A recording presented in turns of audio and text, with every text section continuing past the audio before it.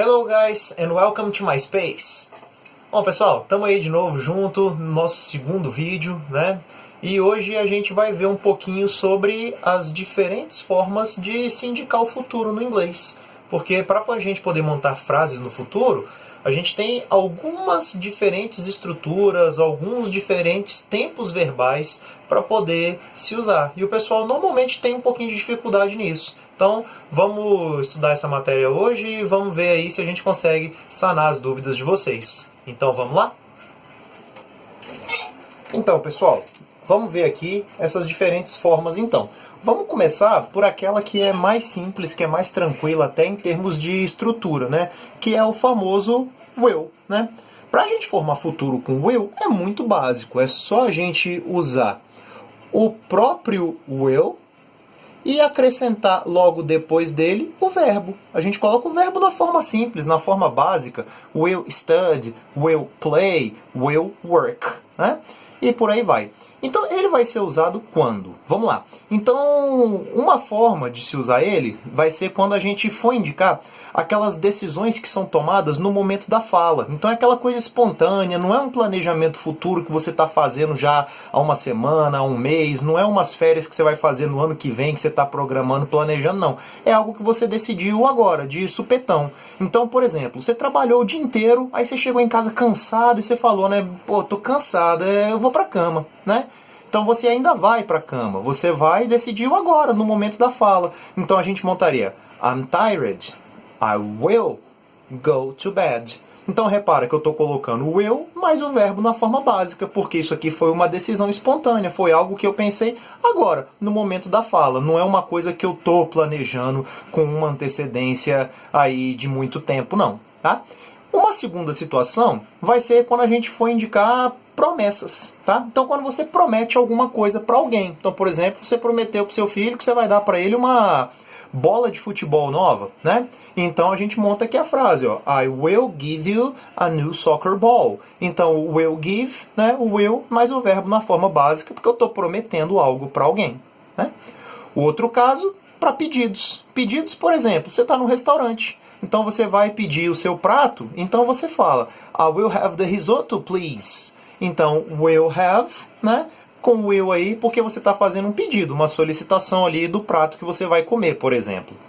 E para futuros incertos. Então, aquelas coisas que a gente não tem 100% certeza de que vai acontecer no futuro. Por exemplo, eu falo assim, ó, I think I will go to the USA. Então, repara que eu estou usando will go, porque essa minha ida para os Estados Unidos não é certa. Eu penso que vou. Então eu estou pensando em ir, tá? E aí aqui a gente deixa uma dica para vocês. Então, quando a gente tiver frases indicando o futuro e que nessas frases eu tiver expressões tipo o próprio think, por exemplo, um guess, por exemplo, um maybe, um probably e assim vai. Então essas palavras que expressam uma possibilidade, uma probabilidade e não uma certeza, é um futuro incerto e por esse motivo a gente vai fazer também através do uso do will. Joia? Bom, vamos pro próximo? Próximo é o going to. O going to tem uma estrutura um pouquinho mais elaborada do que o will. Então lembra que para usar o going to, a gente vai ter que colocar obrigatoriamente verbo to be, am, is ou are, mais o going to, mais o verbo na forma básica, na forma simples. Então, por exemplo, I am going to study. He is going to work. E assim vai, tá? Então ele basicamente vai ser usado em duas situações, em dois casos, tá? Então o primeiro que a gente vai ver aqui, futuros planejados. Então é aquela previsão futura que eu estou planejando, que eu estou programando, que eu estou organizando faz tempo. Por exemplo, uma viagem que eu vou fazer daqui a 2, 3 meses. Ou, por exemplo, quando eu boto uma frase tipo essa aqui, ó. I am going to study engineering. I have already decided it. Então, eu estou dizendo que eu vou estudar engenharia, né, o engineering. I have already decided it. Porque eu já até decidi, eu já planejei, eu já organizei. Então, por isso que eu estou botando I am going to study. Então, o going to, em função disso ser um planejamento que eu estou fazendo, né, que eu já venho planejando, que eu já venho programando, tá? E o outro caso são previsões baseadas em evidências. Quando eu digo previsões baseadas em evidências, então é como eu tenho alguma coisa no presente e que baseado nesse fato eu estou tirando uma conclusão futura. Por exemplo, eu coloco essa frase aqui, ó. Look at those clouds. It's going to rain. Né? Então eu falo para você, cara, olha para essas nuvens. It's going to rain. Vai chover. Então, repara, eu estou prevendo chuva baseado nesse tempo fechado, nessas nuvens pretas que eu estou vendo agora. Então, por esse motivo que eu estou colocando o futuro com o going to. Certinho? E aí a gente vai para dois que são menos comuns, que não se usa tanto, mas que existem. E é bom a gente saber, né? A gente está falando, então, exatamente de quem? A gente está falando do uso aqui do present continuous e do simple present. Vamos ver o caso do present continuous? Present continuous, gente, é aquele tempo verbal, aquela estrutura que a gente tinha aprendido há muito tempo atrás, que se usa o verbo to be, ou seja, o am, o is, o are, mais o nosso verbo principal terminando no ing. Então, I am studying, I am working, certo? A gente vai poder usar essa estrutura para uma situação bem específica, para a gente falar sobre compromissos, sobre agendamentos pessoais. Então, por exemplo, você chegou lá no seu escritório hoje e aí você olhou na sua agenda que às 10 horas da manhã você vai ter uma reunião. Então é um planejamento, né? É um compromisso, é um agendamento pessoal que você tem. Então por isso que eu estou montando essa frase na forma de I am having a meeting at 10 o'clock. Então repara que eu estou colocando o verbo to be mais o outro verbo no ing, montando a estrutura do present continuous, mas dando a ideia de ação futura, de algo que ainda vai acontecer. Afinal, eu ainda vou ter essa reunião, ela não está acontecendo agora, ela será às 10 horas. É nesse caso bem específico, tá?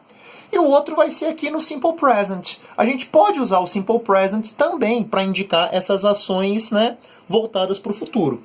Primeira delas, repara que eu estou botando aqui entre aspas essa ideia de rotina, porque a gente sabe que rotina é a ação presente, que acontece rotineiramente na nossa vida, etc, tá? Mas aqui é com uma ideia de futuro, tá? Então, vamos supor, a gente sabe que as lojas sempre fecham às 10 horas. É fato, é algo que sempre ocorre. Então, dia após dia, as lojas fecham sempre nesse horário, ok? E aí alguém chega para mim e me pergunta: que horas que as lojas fecham? E isso, por exemplo, vamos supor que seja 8 horas da noite. E aí eu vou informar essa pessoa que as lojas fecham às 10 horas. Então é algo que ainda vai acontecer, mas que sempre acontece nesse horário. Então que todo dia às 10 horas essa ação ocorre. Então eu vou montar a ação dizendo The stores close at 10 o'clock. Então repara que o verbo close está no simple present, na forma básica dele, porque eu estou trazendo essa ideia então de algo que acontece frequente, né? De algo que ainda vai acontecer, mas que todo dia nesse mesmo horário ela ocorre. E por último, para fechar os usos do simple present, a gente vai para uma situação que é bem decoreba, tá? Sempre que você tiver essas expressões aqui na sua frase, então as soon as, before, after, until and when, tá? Então você tendo uma dessas expressões aqui em frases que vão fazer, né, indicações de situações futuras, você obrigatoriamente tem que usar o simple present. Então, por exemplo, eu monto aqui uma frase onde eu digo I will call you as soon as the class finishes. Né? Então eu vou te dizer que eu vou te ligar assim que a aula acabar. Então repara que a aula ainda não acabou, ela ainda vai acabar. Mas como eu tenho a expressão as soon as, que está dentre essas que eu citei aqui em cima, obrigatoriamente o meu verbo, a minha ação, tem que ficar no simple present. Beleza? Bom, pessoal, é isso aí.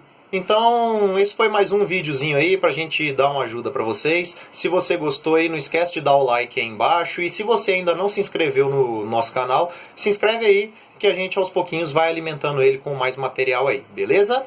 So, thank you very much and see you.